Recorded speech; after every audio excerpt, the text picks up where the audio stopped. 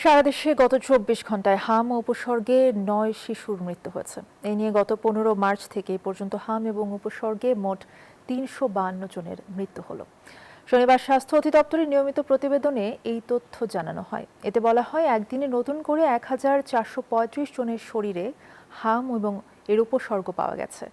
সারা দেশে গত ২৪ ঘন্টায় নতুন করে ৪৮৯ জনের হাম শনাক্ত হয়েছে। এ নিয়ে গত ১৫ মার্চ থেকে শনিবার পর্যন্ত মোট ৪৭,৬৫৬ জনের মধ্যে হামের উপসর্গ পাওয়া গেছে।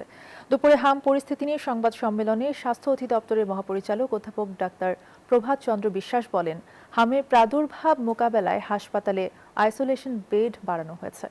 আর স্বাস্থ্য সচিব জানান, হামের টিকা ক্রয়ের গাফিলতি খতিয়ে দেখছে সরকার। ইতিমধ্যে কাজ করছেন তথ্যগুলো নিয়ে। আমরা হয়তো দ্রুত আমাদের কাছ থেকে যদি কোনো রিকমেন্ডেশন পাই, সেটি আবার আমরা নাইটেক কমিটিতে দিব।